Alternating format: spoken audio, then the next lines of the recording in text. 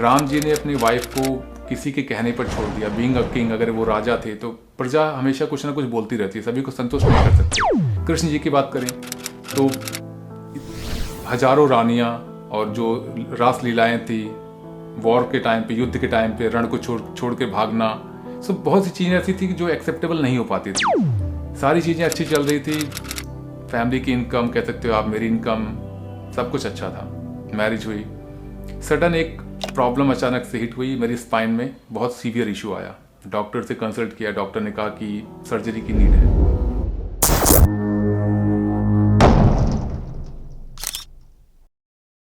जय श्री राम दोस्तों। सो आज 13th डे है हमारे हनुमान साधना का।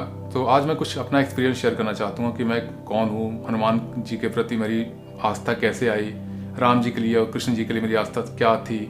सो आई हैव डन बीटेक। अगर मैं बात करूँ 6th और 7th क्लास, ईयर्स में 2 नवरात्रि होते हैं और दोनों नवरात्र के जो 9 दिन होते थे, 10 डेज जो होते थे, उनमें दोनों नवरात्र में मैं सुबह 4 बजे दुर्गा जी के मंदिर पर जल चढ़ाने जाता था मॉर्निंग में। मेरा बहुत ज़्यादा डिवोशन था दुर्गा जी के लिए, क्योंकि मेरा जो पूरा परिवार है वो दुर्गा जी की भक्ति करता है। तो मुझे नहीं पता था कि आगे की क्या जर्नी होगी, कैसी होगी, बट मुझे अच्छा लगता था। माँ के प्रति जो अपना डिवोशन था या पूजा पाठ, ये सब चीज़ें बहुत अच्छी लगती थी। तो वक्त बीतता गया, देन कॉलेज का एडमिशन हुआ, प्रिपरेशन, कई चीज़ें हुई, लाइफ आगे बढ़ती गई। सो बीटेक कंप्लीट करने के बाद, बीटेक के टाइम पर अगर मैं आपसे बात करूँ तो उस समय राम जी की, कृष्ण जी की और हनुमान जी की जो एक इमेज मेरे माइंड में थी, वो मैं ये सोचता था कि रियल नहीं है। राम जी ने अपनी वाइफ को किसी के कहने पर छोड़ दिया। बीइंग अ किंग, अगर वो राजा थे तो प्रजा हमेशा कुछ ना कुछ बोलती रहती है, सभी को संतुष्ट नहीं कर सकते। तो जो मेरा माइंड में जो थॉट प्रोसेस था वो कम्प्लीटली डिफरेंट था उस समय के अकॉर्डिंग अगर बात करूँ तो। कृष्ण जी की बात करें तो हजारों रानियां और जो रास लीलाएं थी, वॉर के टाइम पे, युद्ध के टाइम पे रण को छोड़ के भागना, सब बहुत सी चीज़ें ऐसी थी जो एक्सेप्टेबल नहीं हो पाती थी। कहते हैं ना, जब किसी चीज़ की नॉलेज आपके पास प्रॉपर नहीं होती है तो कहीं ना कहीं वो चीज़ें आप पे असर दिखाती हैं। सो उस समय के अकॉर्डिंग प्रैक्टिकली मैं थिंक करता था, तो मुझे तीनों के प्रति बहुत ज़्यादा डिबेट मेरी होती थी। अपने जो पीयर ग्रुप था, जो कॉलेज के, बीटेक के, इंजीनियरिंग के जो फ्रेंड्स थे, हमेशा इस चीज़ पे बहस होती रहती थी कि राम और कृष्ण जो हैं वो अच्छे नहीं किया उन लोगों ने। सो चीज़ें आगे बढ़ती गई, बीटेक कंप्लीट हुआ, then I join job and corporate sector का एक्सपीरियंस हुआ 7 और 8 ईयर्स का। तभी चीज़ें वही थी मेरे माइंड में। हाँ, थोड़ा सा एक कह सकते हो आप मेच्योरिटी थी कि वो गॉड हैं और उन्होंने जो किया वो कहीं ना कहीं कुछ ना कुछ था जो कि एक्चुअली वो मैं नहीं जानता। बट ये था कि हाँ ठीक है, जो चीज़ें मुझे पता है उस अकॉर्डिंग आई कांट एक्सेप्ट। एक ऐसा टाइम आया जब जॉब का प्रमोशन बढ़ता चला गया, सैलरी बढ़ती चली गई, सारी चीज़ें मुझे लगने लगी बहुत ही अच्छी तरीके से चल रही हैं। सडन कहता है ना, जब एक आप उठते हो फिर एक डाउनफॉल आता है आपका। सारी चीज़ें अच्छी चल रही थी, फैमिली की इनकम कह सकते हो आप, मेरी इनकम, सब कुछ अच्छा था। मैरिज हुई, सडन एक प्रॉब्लम अचानक से हिट हुई मेरी स्पाइन में, बहुत सीवियर इशू आया। डॉक्टर से कंसल्ट किया, डॉक्टर ने कहा कि सर्जरी की नीड है सडनली। सो वो चीज़ों के बाद में पता लगा कि कुछ है, प्रॉब्लम स्पाइन में आई। देन मैंने सोचा सब कुछ अब बदल गया। मतलब आप समझ सकते हो कि एक मैरिड इंसान जो जॉब करता हो, सारी चीज़ें मैनेज करना मुश्किल होता है। सडनली इनकम स्टॉप हो गई। सो घर पे रहने के बाद प्रॉब्लम इतनी थी कि मैं 5 मिनट के, आप सोच सकते हो कि 10 स्टेप्स भी वॉक करना बिना पेन के पॉसिबल नहीं था उस समय। मैं बेड से उठने में मुझे 5 मिनट लग जाते थे, इतना सीवियर पेन होता था और कंडीशन काफ़ी क्रिटिकल थी।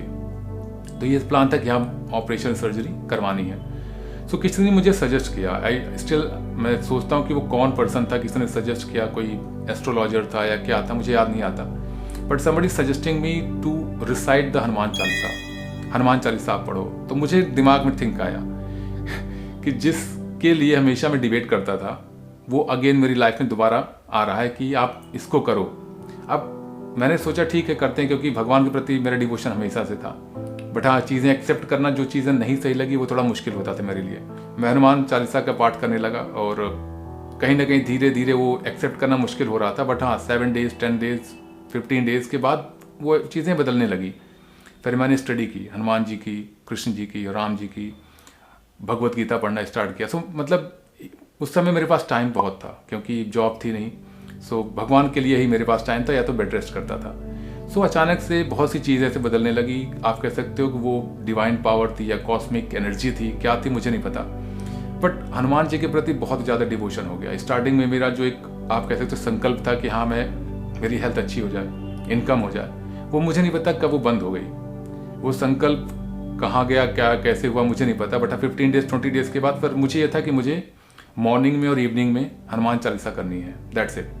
क्यों करनी है मतलब वो चीज़ें मुझे नहीं पता थी, बट मुझे करना था। मैं सुबह भी और शाम को भी नहा कर हनुमान चालीसा का पाठ करता था, मुझे अच्छा लगने लगा। और भगवत गीता की रीडिंग करता था, शास्त्रों को पढ़ता था और शिव पुराण को देखने लगा। मतलब बहुत सी चीज़ें थी वो बदलना स्टार्ट हो गई। और with in 1 or 2 months you won't believe कि जो इंसान 15 स्टेप्स चलना मुश्किल था, फिजियोथेरेपी की भी हेल्प ली, सो वो विद इन 2 or 3 months में जब मॉर्निंग उठता तो मैं भूल गया कि स्पाइन में कोई प्रॉब्लम है। काफ़ी टाइम 6-7 डेज़ के बाद फिर मैंने शेयर किया कि मुझे स्पाइन में प्रॉब्लम है, मुझे नहीं पता लगता जब मैं सुबह उठता हूँ। तो एक्सरसाइज रेगुलरली करना स्टार्ट किया, कभी मिस हो जाता था, बट अब मोर देन 1 year हो चुके हैं, 1 year 13 days आई थिंक हो चुके हैं। बट स्टिल जो पेन उस समय होता था कि मैं चलते चलते रोड पर गिर जाता था, वो सारी चीज़ें ख़त्म हो गई। अब मैं जो 10 मिनट्स का भी सिटिंग चेयर पे पॉसिबल नहीं होती थी, 5 hours 6 hours 7 hours तक की सिटिंग करता हूँ नॉर्मल विदाउट एनी पेन। तो क्या था वो डॉक्टर का रिकमेंडेशन जो था, जो MRI थी, क्या वो सारा झूठ था कि उन लोगों ने बोला नहीं इसमें कुछ नहीं हो सकता, केवल सर्जरी ही काम करेगी। सो कहीं ना कहीं होता ना कि हनुमान जी की कृपा है, क्या कैसे है, बट जो चीज़ कही जाती है कि तुलसीदास जी ने जो रचा ये हनुमान चालीसा, वो कहीं ना कहीं अपने पेन के प्रति रचा था। वो कॉन्सिक्रेटेड एक लाइन्स हो गई। कहा जाता है ना कि तुलसीदास जी ने जब अकबर ने उन्हें हिरासत में लिया था, अपने कारागार में बंद किया, तो उन्होंने हनुमान जी की प्रेरणा से इसको रचा। तो कहीं ना कहीं वो चीज़ें हमारे काम आई और हनुमान जी की प्रेरणा ही थी जो कि मैंने स्टार्ट करी और लाइफ टोटली बदल गई। मैं क्या करता था, क्या करने लगा, उनके प्रति जो साधना थी या फिर जो कुछ कुंडलिनी से रिलेटेड है, थर्ड आइज, बहुत सी चीज़ें लाइफ में बदलने लगी। सो ओवरऑल अगर मैं आपसे बात करूं तो बहुत सारे लोगों का मेरे पास कमेंट आता है कि तंत्र साधना क्या है, या फिर जो नेगेटिव जो लोवेस्ट फॉर्म एनर्जी होती है माँ की, जैसे कर्ण पिशाचिनी, बहुत सी चीज़ें होती हैं। सो उनको ना फॉलो करके अगर आप सात्विक तरीके से अपनी भक्ति करेंगे किसी एक गॉड के प्रति, then certainly he will come and help you. वो जरूर आएंगे और हेल्प करेंगे, बट आपकी जो भक्ति होनी चाहिए वो शुद्ध होनी चाहिए, किसी पर्पज से नहीं होनी चाहिए। And this is my real experience, ये मेरा पर्सनल एक्सपीरियंस है कि मिरेकल होते हैं, आपको चीज़ें दिखना स्टार्ट होती हैं जब आप हनुमान चालीसा या चैंट करते हो, तो कहीं से कुछ एक इंट्यूशन आता है आपको। सो बहुत सी चीज़ें होती हैं जो हनुमान साधना का भी जो आज 13th डे है, और 13th डे में भी बहुत सी चीज़ें ऐसी हुई जो कि बदलना स्टार्ट हुई, जो कि डिवाइन एक्सपीरियंस होता है। कभी कभी आपको इंट्यूशन आ जाता है कि यहाँ पर नहीं जाना है या वो चीज़ें नहीं सही है, and after doing that thing you realise कि मुझे इंट्यूशन आया था but I did and this happened with me.